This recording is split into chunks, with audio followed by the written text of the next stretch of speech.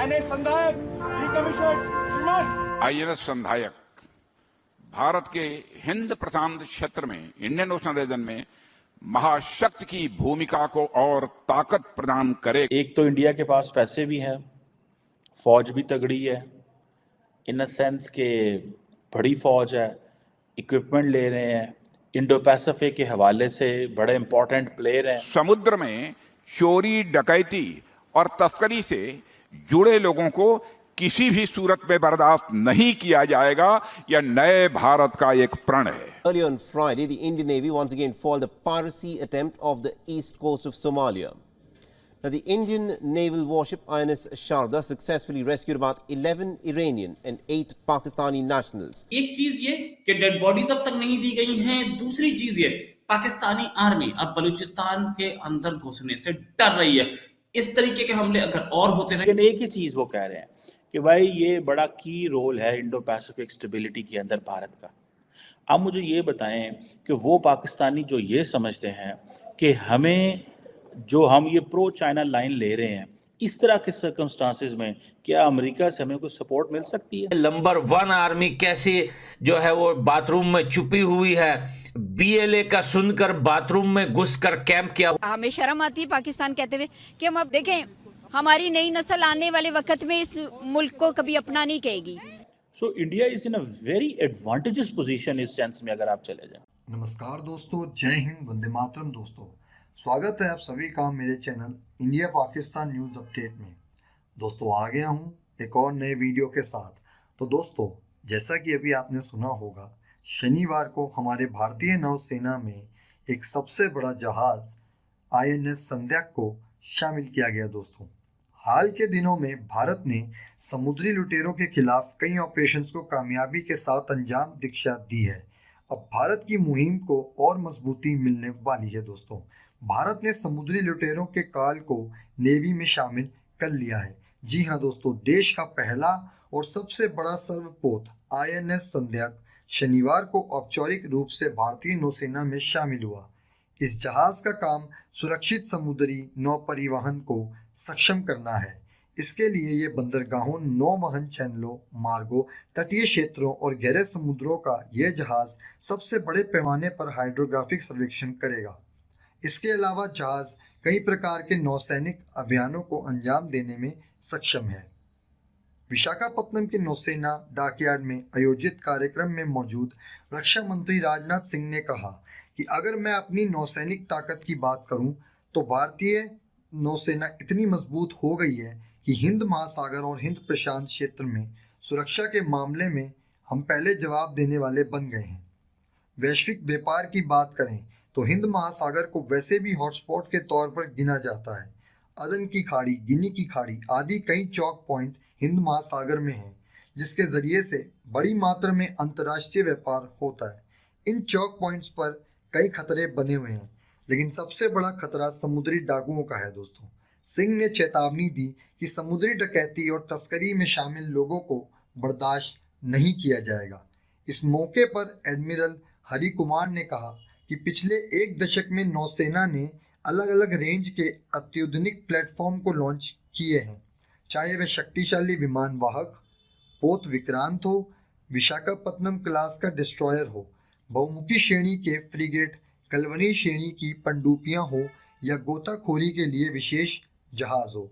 हम उभरते हुए भारत की सेवा में एक संतुलित और आत्मनिर्भर बल का निर्माण कर रहे हैं।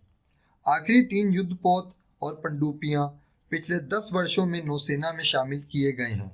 वे सभी भारत में बनाए गए हैं और संध्याक भारत में बनने वाला 34वां पोर्ट है।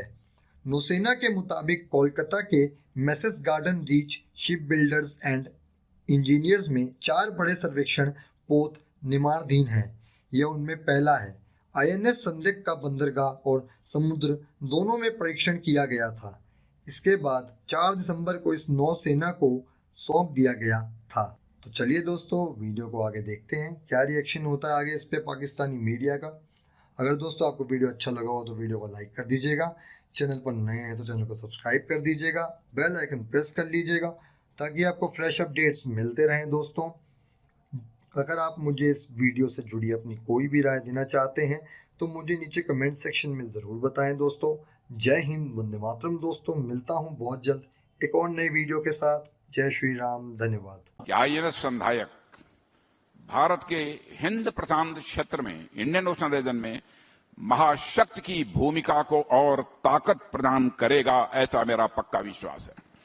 बीते दिनों आप जानते हैं कि किस प्रकार से समुद्री लुटेरों ने अरब सागर में हमारे कोस्ट से लगभग 2000 किलोमीटर दूर यमवी लीला नॉर्फॉक नामक एक जहाज को हाईजैक करने का प्रयास किया, लेकिन भारतीय नौसेना ने अपनी सूझबूझ व साहस का परिचय देते हुए उस जहाज को लुटेरों के चंगुल से सुरक्षित बाहर निकालने में कामयाबी हासिल की है। अभी हाल ही में आईएनएस इंफाल की कमीशनिंग सेरेमनी थी, उसमें मैंने कहा था कि जो लोग नेफेरियस यानी नापाक गतिविधियां नेफेरियस एक्टिविटीज कर रहे हैं, उन्हें हम सागर के तल से भी ढूंढ निकालेंगे और कठोर कार्रवाई करेंगे। उस बात को आज मैं फिर से दोहराता हूं, समुद्र में चोरी, डकैती और तस्करी से जुड़े लोगों को किसी भी सूरत में बर्दाश्त नहीं किया जाएगा। यह नए भारत का एक प्रण है।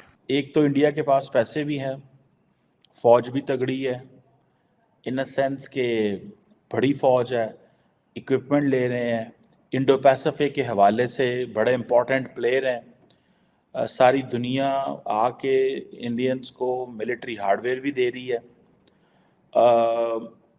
टेक्नोलॉजिकल सपोर्ट भी दे रही है।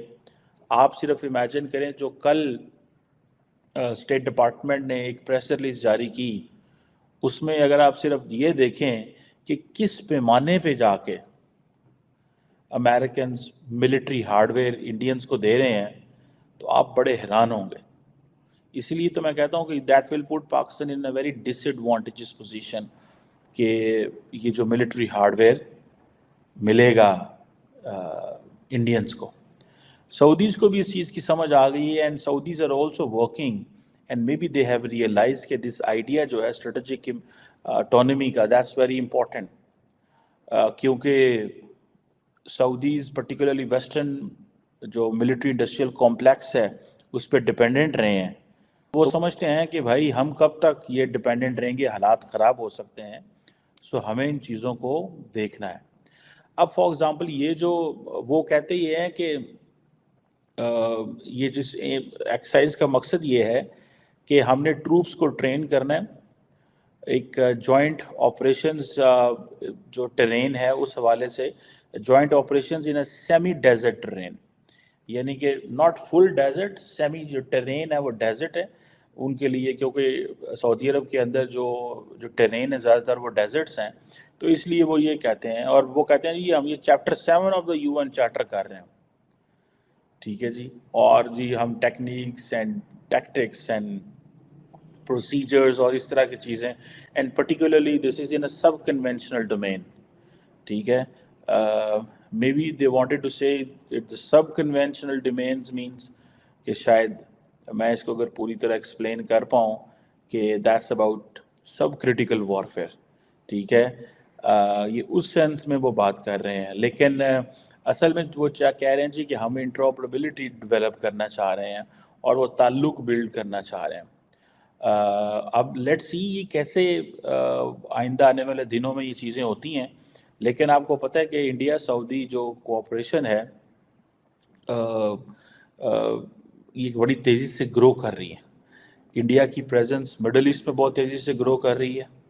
मोहम्मद बिन सलमान आए थे, उन्होंने आके एक लंबी चौड़ी जिसे कहते हैं ना एग्रीमेंट्स भी किए। सऊदीज़ जो हैं वो रेगुलरली इंडिया आ रहे हैं, इंडियन मिलिट्री लीडरशिप वहाँ जा रही है, और यही कहा जा रहा है that the relationship is reaching to the new heights. जिस तरह पाकिस्तान कहता है ना जी कि हम higher than Himalayas and all that, ठीक है, लेकिन असल में ये जो इंडो सऊदी कोऑपरेशन है ये that is not just restricting to this oil energy trade. ये जो India Middle East Europe corridor है उसमें मैंने कल भी आपको बताया था कि the major point which Indians are looking is they are looking energy reservoirs of the Middle Eastern countries. उनको वो कहीं किसी ना किसी तरीके पे इंडिया में लेके आने हैं. देखिए, दिस इज 2024. इंडिया की जो ट्रांसफॉर्मेशन है वो कहते हैं जी कि हमें जो जीरो एमिशंस पे जाना है बाय 2070, लॉन्ग टाइम अगो. आबादी कितनी बढ़ जाए, 1 बिलियन पॉपुलेशन को एनर्जी नहीं होगी तो कैसे करेंगे. अपने प्यारे भारत को सपोर्ट करने के लिए सब्सक्राइब बटन जरूर दबाएं. जय हिंद, वंदे मातरम.